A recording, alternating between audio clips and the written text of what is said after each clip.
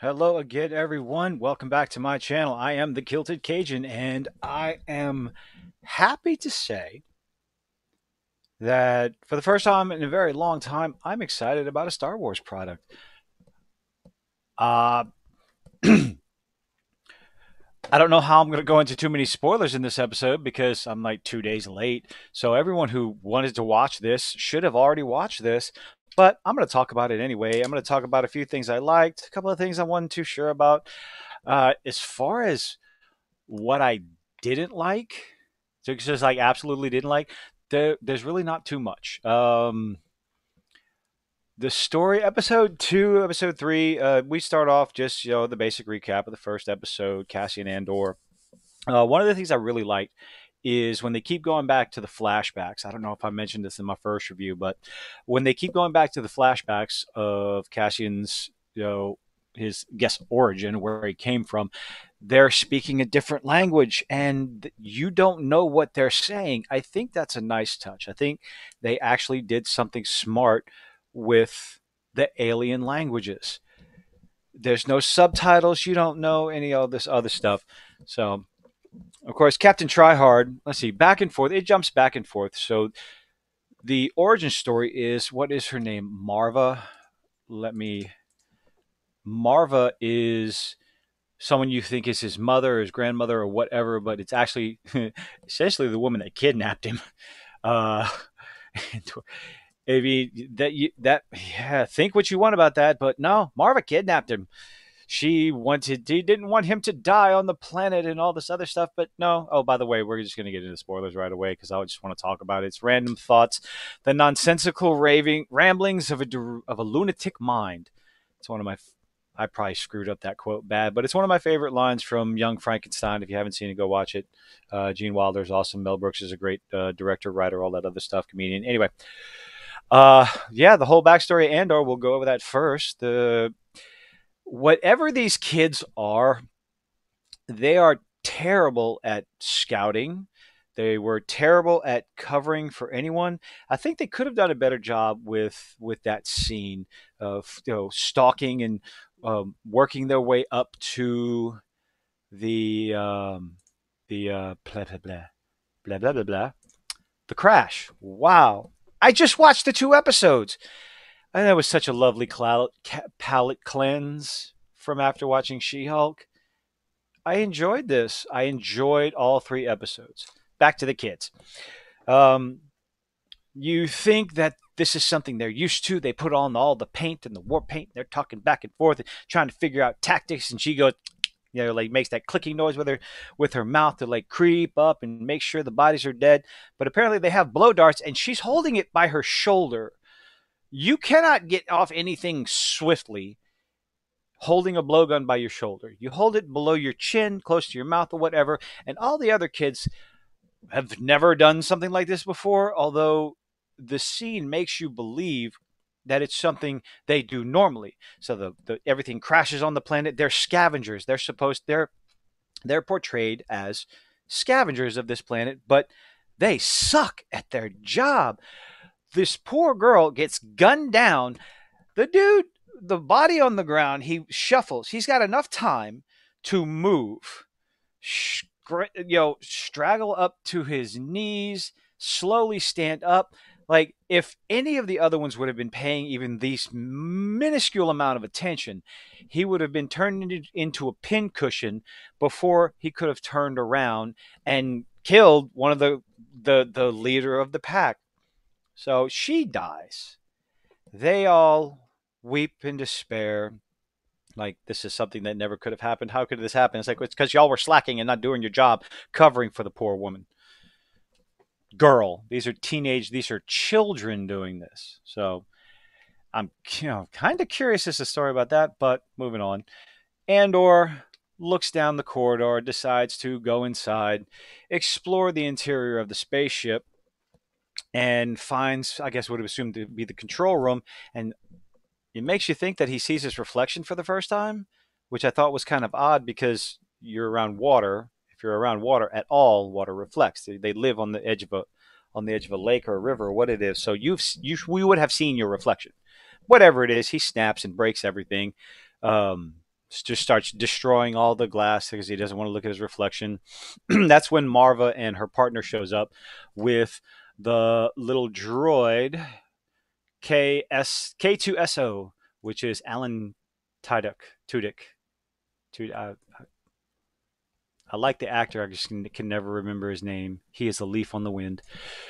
Uh, and Marva, played by Fiona Shaw, decides that since the Imperial whoever is coming to check on the crash is they're going to kill him because one of their soldiers, one of their people is outside looking like a pincushion, so they're probably going to go scorched earth. She thinks he's going to die, so essentially to save his life, drugs him, knocks him unconscious, and kidnaps him. You trying to say something, Dizzy? Anyway, moving on. That was a joke, folks.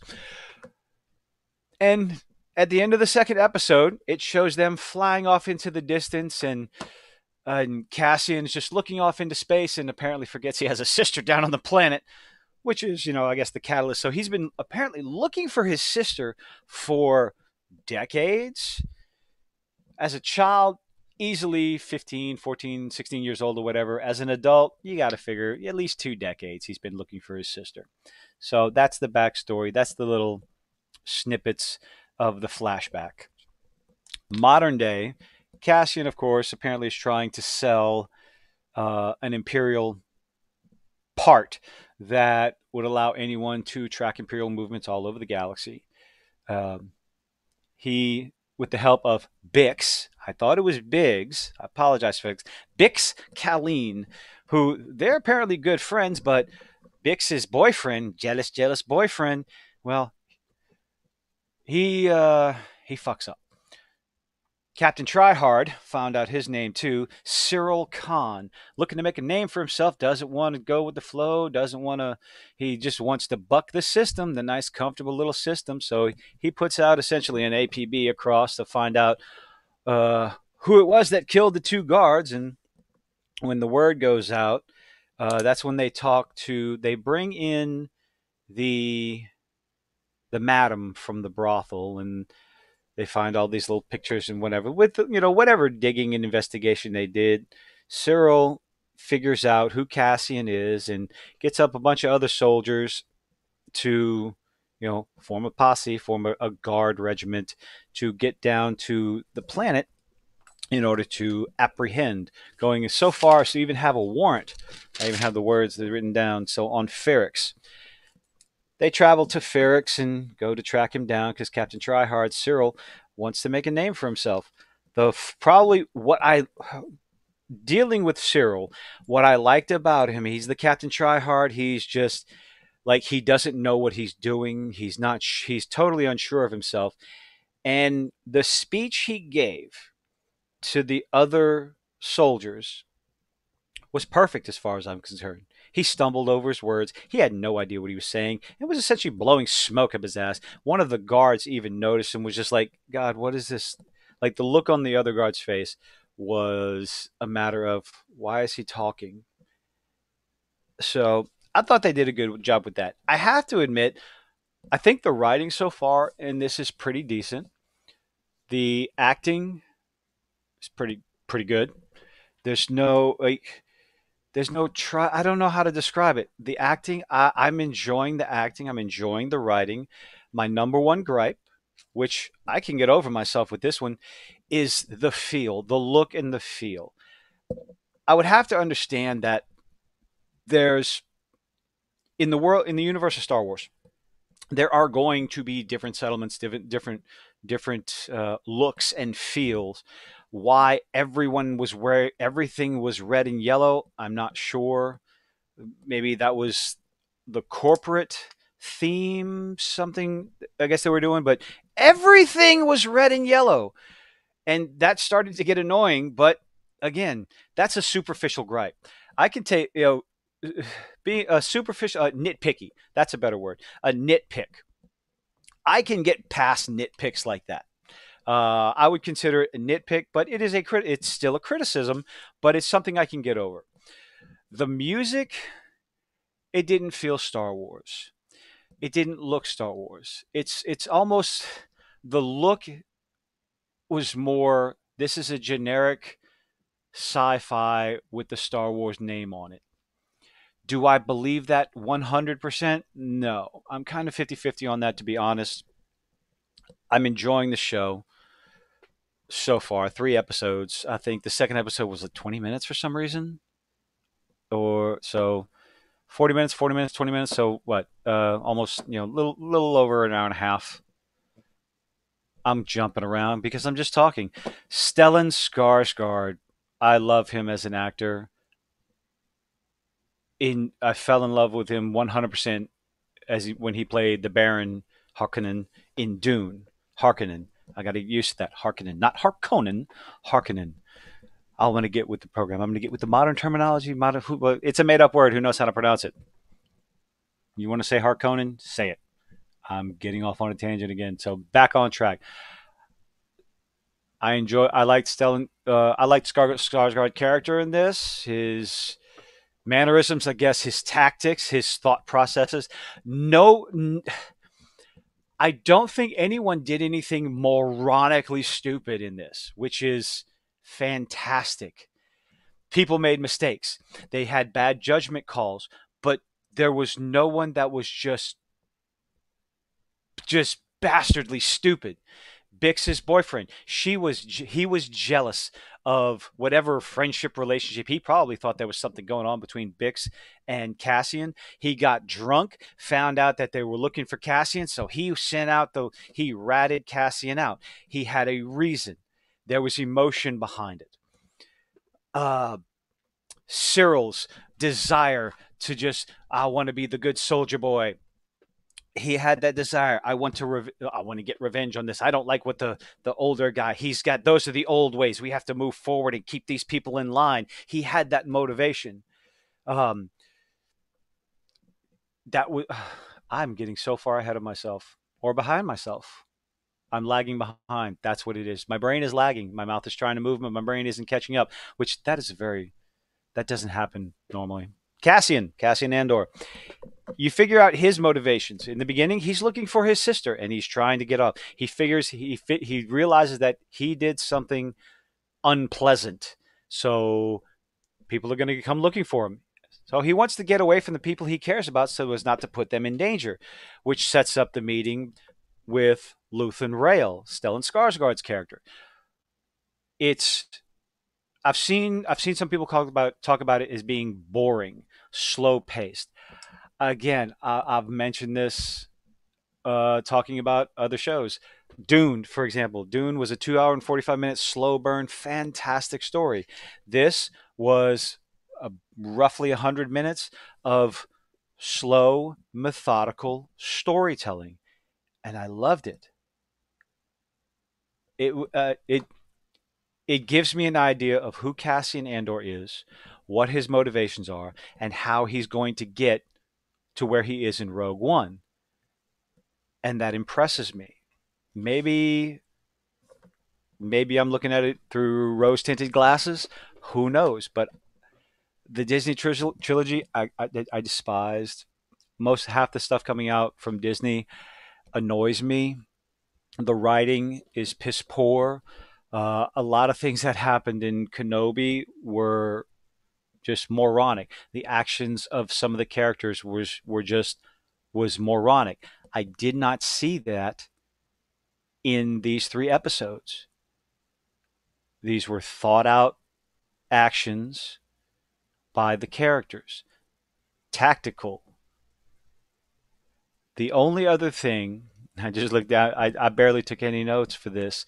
I was enjoying the show. I was absolutely enjoying the show. Some things that I thought about writing down, it's like, no, just the enjoying the tactics and everything, and what the townspeople did when the guards showed up and responding and everything, and it was it made sense. It it looked like something that could actually happen for real, which pulls you into the story. But the thing that I couldn't get over was the complete lack of inconspicuous behavior. When Cassian was walking through the city, he's looking around as if someone's following him. when Bix was walking around and sitting and waiting to meet Stellan Skarsgård, Luthen Rael. She was completely conspicuous. Luthen walked around like he belonged there. Marva's character, no fucks given, relaxed.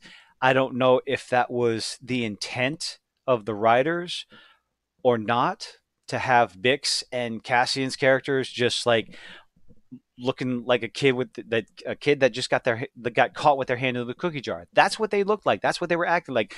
Like someone knows what I did, and I'm going to look around and make sure everybody knows that I think everybody knows what I did.